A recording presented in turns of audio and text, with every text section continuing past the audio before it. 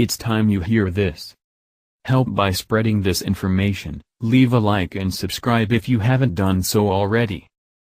Greetings, citizens of the world.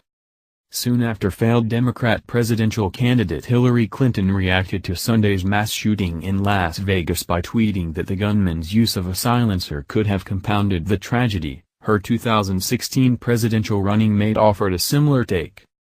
As Western journalism reported, Clinton was widely criticized for her tweet, which she posted only hours after dozens of concert-goers were killed and hundreds more injured in the deadliest mass shooting in modern U.S. history.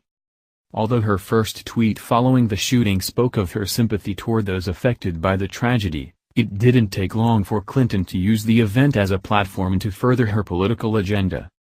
The crowd fled at the sound of gunshots. Imagine the deaths if the shooter had a silencer, which the NRA wants to make easier to get, Clinton tweeted Monday. Senator Tim Kaine, who ran as Clinton's running mate in the 2016 presidential election, expressed the same concern in an interview with The Washington Post on Monday. He was only stopped finally because he did not have a silencer on his weapon, Kaine said of gunman Stephen Paddock. And the sound drew people to the place where he was ultimately stopped. Echoing Clinton's tweet, he asked, "Can you imagine what this would have been if he had silencers on these weapons?" The same outlet that published his remarks soon got to work studying his comments for accuracy.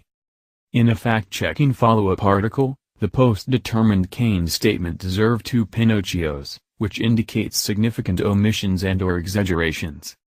The Post's Glenn Kessler used 2 central arguments in questioning the validity of Kaine's assessment regarding so-called silencers, more accurately known as suppressors. First of all, there are relatively few reports of suppressors being used in crimes, he wrote. As with much of the backlash against Clinton's tweet, Kessler also pointed to the fact that suppressors hardly remove all of the noise from a rifle shot. He also stated that these devices generally only reduce noise by about 30 decibels. A 30 decibel reduction means an AR-15 rifle would have a noise equivalent of 132 decibels, he wrote. That is considered equivalent to a gunshot or a jackhammer. Kaine's staff has offered subsequent explanation for his remarks, specifically citing witnesses inside the Mandalay Bay Resort and Casino who were reportedly able to help identify Paddock's whereabouts on the 32nd floor by describing where they heard the sound of gunfire. Nevertheless, the Post determined the senator's initial statement was irresponsible.